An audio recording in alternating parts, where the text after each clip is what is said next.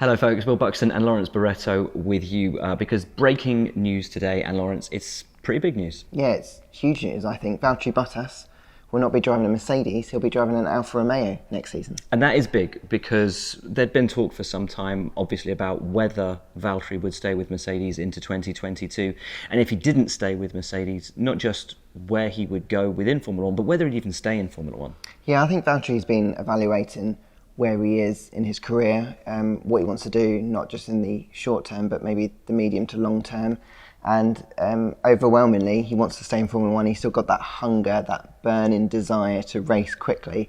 And so he wanted to stay in Formula One. And when it became clear that perhaps Mercedes wasn't going to be the home for him, he started looking around. Alfa Romeo and Williams had options.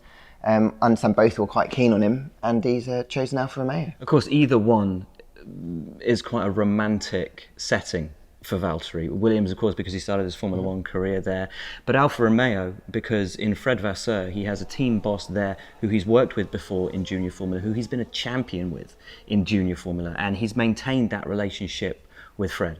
Yeah, and I think when you're in a smaller team, I think getting to understand the people you're working with, really having a good relationship with your new boss, I think is really important. And I'm sure Valtteri was evaluating those kind of aspects when he was thinking about, if he's not going to be at the front of the grid, what are the other things that I need to feel like I can really push on and make a step forward and make this a really nice chapter, next chapter for my career.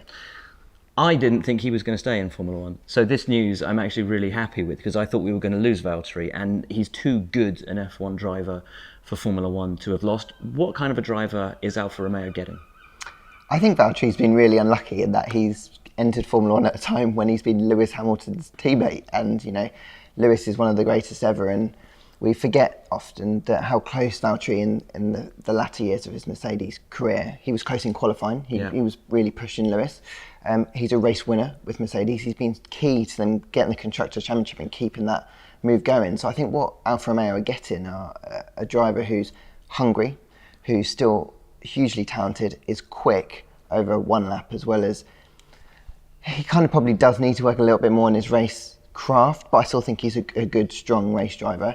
And they're getting a team leader, and if Alfa Romeo are trying to push themselves off the bottom of the pack, they're dicing with Williams and Haas at the moment. If they want to go further, Valtteri is a great guy to have to try and help them achieve that goal. Fred's talked a lot about the young drivers they have in their programme and the focus they may have on them in the future. And you're right, Valtteri as a team leader, if they're to bring in somebody relatively young and inexperienced, would be fantastic for that.